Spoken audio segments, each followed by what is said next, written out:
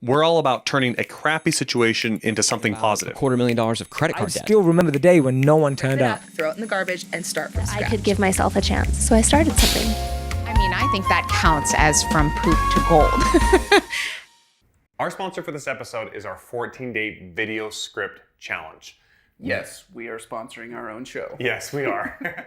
Welcome back, everyone. I'm Daniel Harmon, Chief Creative Officer at Harmon Brothers. This is From Poop to Gold. My guest today is Devin Stone. Welcome, Devin. Hi, it's really great to be here. Thanks for having me. Thanks for coming on. Devin has a YouTube channel called Legal Eagle. Yep. Devin is a lawyer, and he likes to analyze things in the law that aren't regularly analyzed, I'd say. You've got a series on there of Real Lawyers React, where you kind of break down things inside of movies or popular culture from kind of a legal perspective, a real legal perspective, as opposed to whatever the writers were coming up with, right? Yeah, right. I mean, the goal of the channel is to help people think like a lawyer. And I think the best way to do that is to talk about the things that people really care about, which happens to be often portrayals of lawyers in courtrooms in popular media. So series like Law and Order or Suits, for example. And, in law school, we learn to analyze the law in crazy legal situations. And it just so happens that most of the movies and TV shows that we deal with, even if they're not explicitly about lawyers or the law, they happen to invoke things that would run afoul of so many different laws that we have in this country. So it's really bringing some of the training that I have from law school and being a practicing litigator and talking about how Willy Wonka has broken so many different labor laws and he'd be in jail for years, and Batman would be in Arkham along with Joker for hundreds of years for all the crimes that he has committed as well. Very cool. What are some of your favorites that you've done? Like I've seen Liar Liar, where you kind of break that down. That's fun. Like, what are some? I've seen the one where you, well, that's the other series of Laws Broken, where you go into like the Sokovia Accords, right? All that stuff with the Avengers. Like what are some of the highlights for you of the ones that you've done? I really like legal comedies Okay. that have some accuracy to them. Okay. It's really no fun when something really doesn't have any accuracy basis at in all. reality Right, at all, yeah. where they're just Yeah. making it up. Right. They haven't done any of their research. Yeah. They're just like, oh, this is the way I think it is. Yeah, exactly. Like that's no fun for me. I always like to be pleasantly surprised that the writers of these TV shows or movies actually knew what they were talking about. And so one of my favorites is probably Better Call Saul, because not only is that I was a huge Breaking Bad fan, and Better Call Saul just nailed so many things that you just never see on TV. And then the other one that I was surprised about, although I really shouldn't be because they had the best writers in history, is The Simpsons. There's an episode where Bart and Lisa help someone sue the makers of Itchy and Scratchy, and they happen to absolutely get some really arcane parts of copyright law absolutely right. Even going so far back, because it was dealing with an example that was basically like Disney. Itchy and Scratchy was really just a stand-in for Disney. Okay. Yeah. And so they were going back to, I think they called it Steamboat Itchy. They were not hiding anything there. Yeah, it was pretty clear who they were trying to call back. Yeah. And the funny thing is, there was a change in the copyright law 80 years ago at the time when this thing came out. And so they got those details right in terms of what you had to do to get a copyright back then. So I'm just a huge sucker for The Simpsons anyway. And to see that they got the legal aspects of it right in such a complicated area, I was very, very happy about that. Well, what's really impressive about your channel is that you have over 600,000 subscribers. So this is resonating, right? And I'm assuming that it's not just with lawyers. I'm sure you've got a lot of lawyers that follow your channel. There are a lot of them in the world, but a lot of people just casually following just out of general interest, I'm sure. Oh, yeah. And you've got this fun format where essentially when people comment, you are asking them to like object to what you're Right. saying, right? Right. I asked for comments in the form of an objection rather than a comment in the form of a comment, and I have the power to overrule or sustain their objections in the comments, and it's really easy to get drunk on that kind of power. Yeah, you're the judge of your own channel. I am. which Some is people have called me out for being both the judge and the judge lawyer and on the my lawyer, channel. yeah, where you're the lawyer doing the analysis and breaking things down and stuff, and then you're the judge at the same time. Yeah, it's just way too much power. Yeah. That's very cool. Yeah, but I assume I have a fair number of lawyers who are watching the channel, and knock on wood, they're not too upset with my legal analysis. Hopefully, I'm getting things right. But I think people also just want to know about all the laws that are around us all the time. It's incredibly complex. I mean, no one can know all of the laws in this country, and people have noted that probably every single day, every single American breaks some law. Yeah, basically you say on the channel everything's illegal, right? Yeah, for better or worse. Yeah. Oh man, that's fun. So, how did you decide on YouTube as? Yeah, what brought you to YouTube as a means for basically getting this information out there? What's your journey of like where this started up? Yeah, part of it is that I think YouTube is becoming the sort of premier social media channel, and part of it is that I just happen to watch a lot of YouTube videos. I'm addicted to learning how to do things, so. If there's anything that I have a question about in my daily life, I turn to YouTube to try to learn it. It's your search engine. Yeah, exactly. I mean, it is absolutely my primary search engine when it comes to knowledge or how to do something. And so I've always really enjoyed the sort of medium of the audio visual nature of YouTube, and I didn't really get to use much of that in practice. We would do it occasionally if we're in court. Sometimes our demonstratives are going to be videos, but for the most part, there wasn't much that I was using in practice. I happen to have this weird background in that when I was in high school, though, it was right at the time that Digital 8 had come out. So it was the first time that consumer camcorders you could transfer it to a computer. The 8-track. The 8mm tape. Oh, the 8mm, not the 8-track. Yeah, okay. The digital 8 as far as, I get what you're saying. And what facilitated it was this new thing called FireWire just came out, and you could connect your FireWire connector to your Sony camcorder and connect it to the computer. Transfer it digitally, yep. And so in high school, my senior English teacher gave us the option of either writing what seemed like a huge paper. In my mind, it was like 30 pages long. In high school, it was probably 10 pages long, which I could write that in a night now. But my three best friends in high school and I said, to hell with this paper writing nonsense. We're going to just do a video instead. We were given the option of doing a video essay. Yeah. And we ended up spending way more time on the video essay. It ended up being an hour long. It was an SNL style parody of every work of English literature that we had read in English class. Yeah. We got our friends to act in it, and along the way, we learned how to shoot things and how to edit things, and it was a skill that I would use occasionally. Yeah. But after watching YouTube for years, I decided that the best way to participate was to actually go out and make videos myself. So I started the channel, and the rest is history. Now I'm the most popular lawyer on YouTube, which is an insane thing to say. That's pretty cool, though. So do you have a team behind you that helps you film these now? Yeah, I'm building it out. I've been lucky enough to work with some amazing video editors, basically from the start. Because I had that background in video editing, I knew how much time it took, and that was definitely not where my time was best spent. So I've been working with a couple of video editors for a while now, and I mean, they make me look good.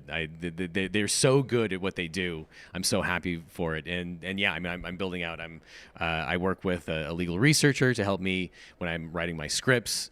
But I really want to ramp up production, so I will need some more help along the way. Very cool. One of the things I appreciate about your video, your videos is the fact that you try to keep it clever. You try to incorporate humor. You're not just, going for dry. You're very much trying to take advantage of the format of the medium and do something that no one else is doing there. So kudos to you and your team on that.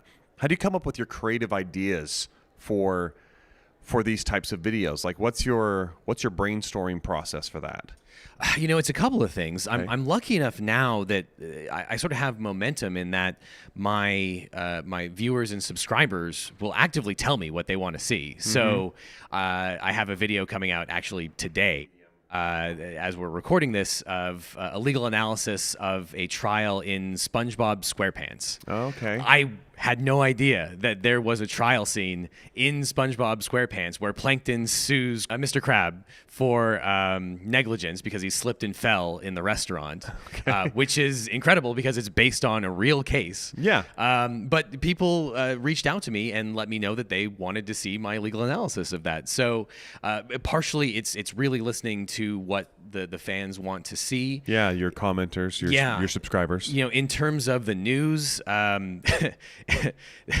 crazy legal things are coming out every day, so it's really a process of deciding what crazy thing in the government is going on that we're going to talk about, or in a legal case, and then part of it is just what I would want to see. Yeah. I have some new series working in the background that I haven't released yet that are going to be more narrative and story based. Trying my hand at writing some screenplay related things that are still law related, but it's stuff that I would be interested in seeing if I was a law student or interested in the law and the true crime genre. So.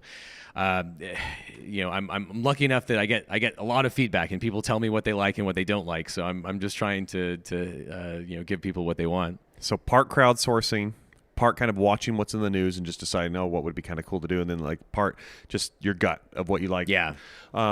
Scratching an itch. Yeah, and just ultimately creating for you something that you think would be cool, and you're an extension of a larger audience, right?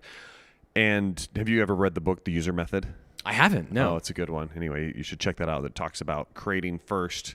It talks about actually more like inventing something, but I think it applies to just creating in general. So let me ask you about your from poop to gold moment. Like what's a crappy situation that you've run into either in your career, personal life, whatever it may be, that has turned into something positive? What comes to mind when I ask about that? So I would say that there are two situations that come to mind. One of which is just a sort of a legal war story, and the other is, I guess, part of my journey as becoming a YouTube creator. The war story is that there was a time when I lost my temper with another attorney who was doing something that was incredibly slimy, and there was a conference that lawyers need to do. In order to file certain motions, you have to meet with the other side. And so I'd previously lost my temper with this attorney. So he thought I was a huge hothead that was totally lacking any self-control. And he blindsided me by hiring a court reporter to transcribe our meeting, thinking that he was going to get me to say something crazy. To snap again. Yeah, which is something I've never heard of happening to another lawyer, that getting blindsided with someone to record the conversation.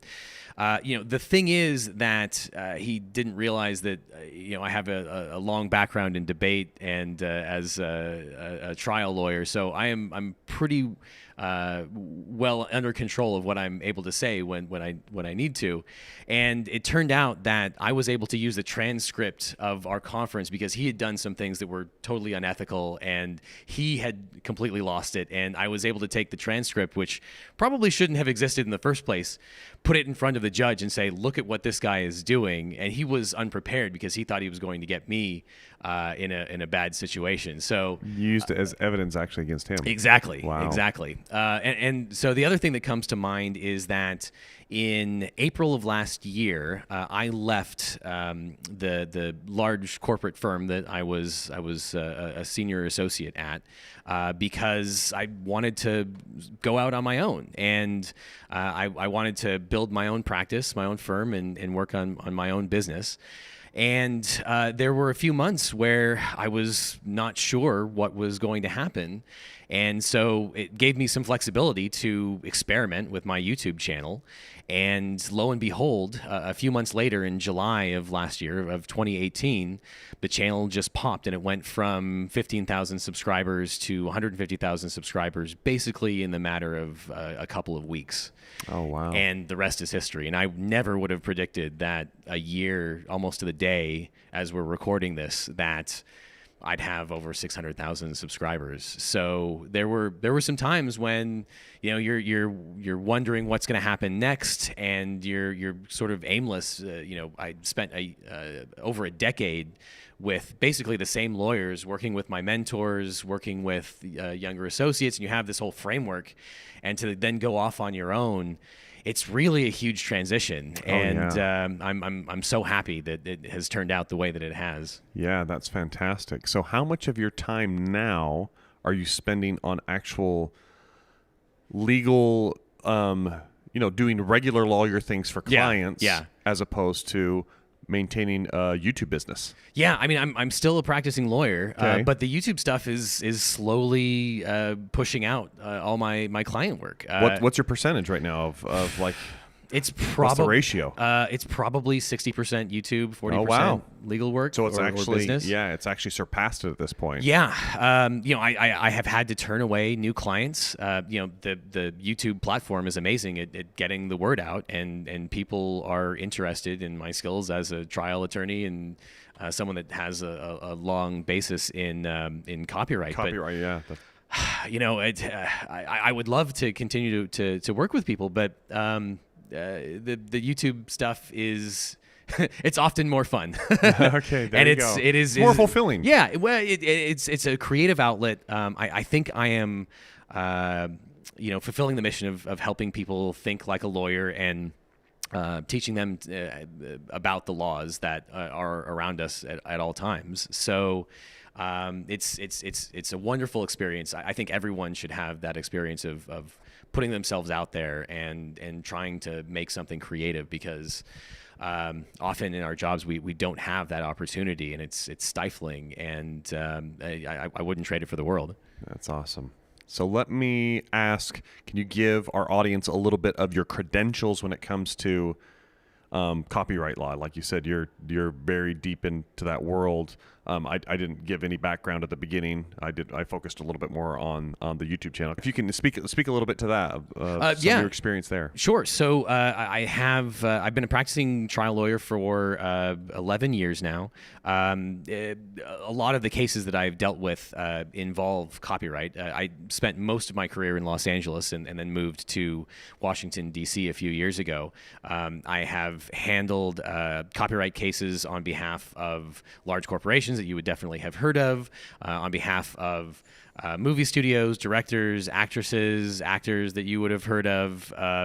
And some of the cases, what happens is that the copyright cases tend to be federal cases. And I have handled cases that have gone up to the Ninth Circuit Court of Appeals, which is one step below the Supreme Court. We've handled a bunch of things in federal court, and I don't know that I've ever lost a copyright case. One case in particular that was relatively recent is that I was defending a group of actors, directors, and producers associated with a particular movie that was sued by a screenwriter who said that the movie infringed on the screenwriter's copyright because of a similarity in a plot point. Okay. The court disagreed, and as what happens with copyright, often there's fee shifting, which means that if you file a meritless copyright claim, the judge can award the defendants their attorney's fees. So this plaintiff ended up having to pay us about $350,000 in attorney's fees for throwing his lawsuit out of court. Oh, wow. So it's good on you. It's a really interesting world when you're dealing with copyright, and it's something that I think creators should probably learn more about, because the stakes can be very, very high. Yeah, absolutely.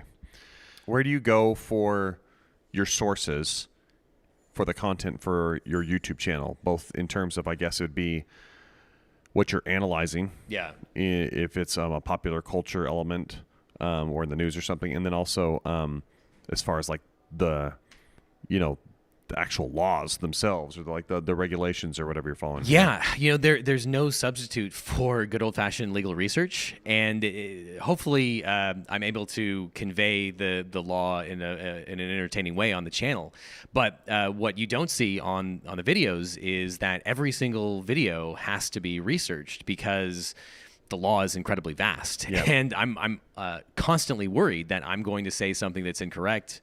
The laws change based on which state you're in, or whether you're in the federal system versus in the state system. So you always have to do little caveats with things. I'll always have to do caveats. I always have to look at the case databases and look at the statutes that are on the books. I often use the California and New York laws because I am accepted to the bar in California and New York, so I'm familiar with those particular laws. But I'm terrified that I'm going to get something wrong, so I do lots of research, often dozens of hours of research before I talk about the subjects that I talk about, because the law is complicated even for lawyers too. So I really feel for the people out there that have not gone to law school and don't have a law degree, because it's complicated for us, let alone everybody else. Wow. Yeah.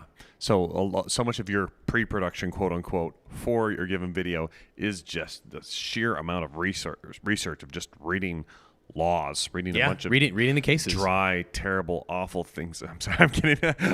I'm saying this from my perspective, of course. That's why you need to hire a good lawyer. That's right. That's why you need to hire a good lawyer. Well, thank you so much for coming on, Devin. Really cool to see a little bit into your brain as a lawyer. Love what you're doing and trying to kind of demystify that for the rest of us. It's a really fun channel for our audience. Where should they hit you up? Where do you want them to look for you? So the main place is my YouTube channel, Legal Eagle, youtube.com/Legal Eagle.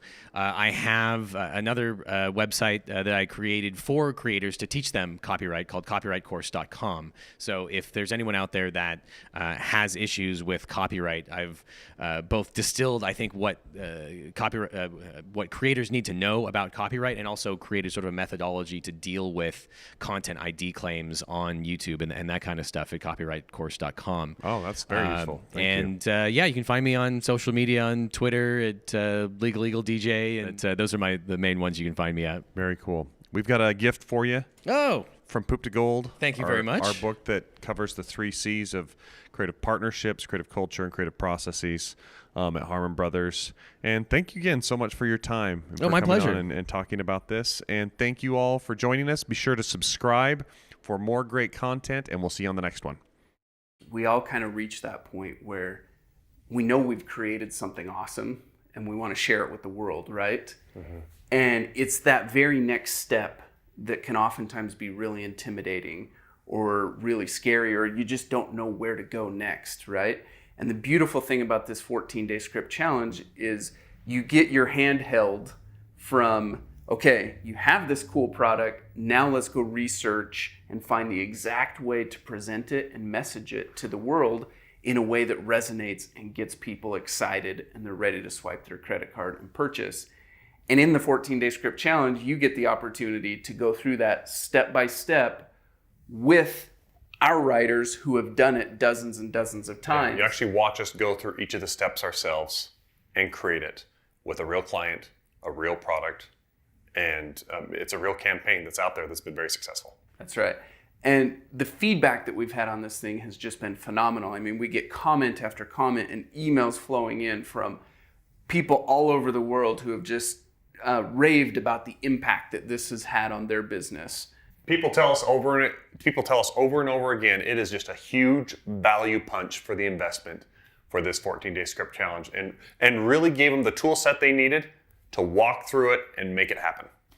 And we've had dozens of students who have successfully taken the challenge, written their script, launched their ad campaigns, and driven success for their business. It's pretty amazing. For more information, go to hbros.co/script. That's hbros.co/script.